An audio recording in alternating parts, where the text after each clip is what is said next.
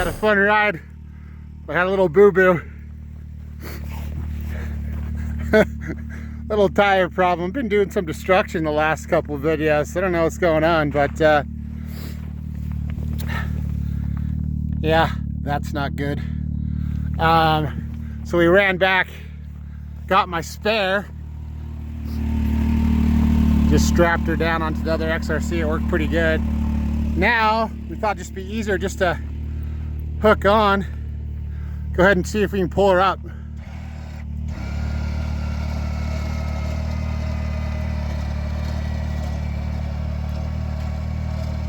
Just do a little winching. Okay, she's ready to go. That's the way to do it. You don't need a jack if you got an XRC. Oh. You're ready to go. Brandon. Yeah. We need to put it on the ground though to undo the lug nuts, right? Oh, probably. Okay. All right, well, let's get this changed. That's funny.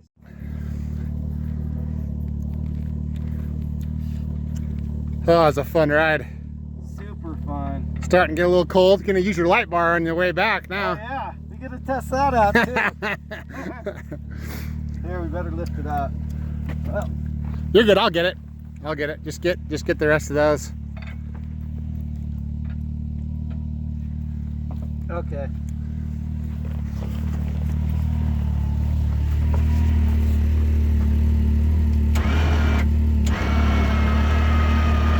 Good? Yeah, a little more. Okay. Okay. Well, there you go. Let's get this guy off.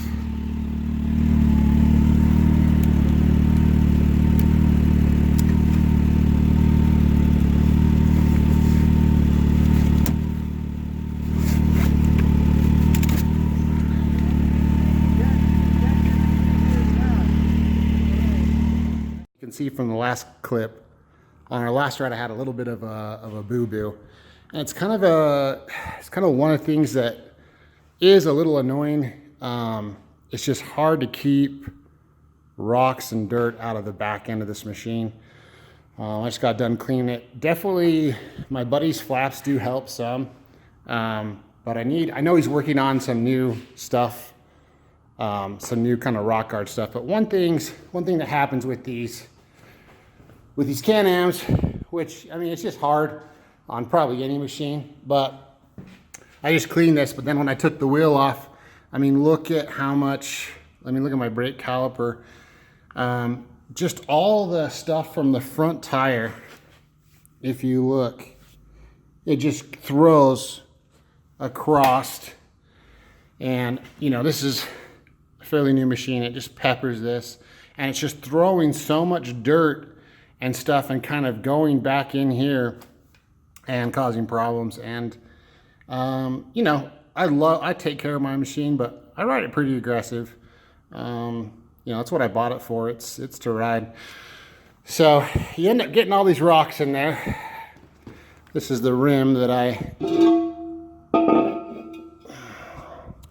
destroyed. I kind of pounded it back out. It was actually bent worse.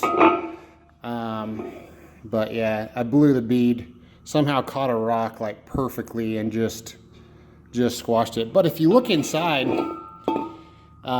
it's just, man, it sucks. Like, look at how, you know, cut up the wheel is. And it doesn't matter if it's an OE or an aftermarket wheel. It's just, it's hard to keep crap out of them.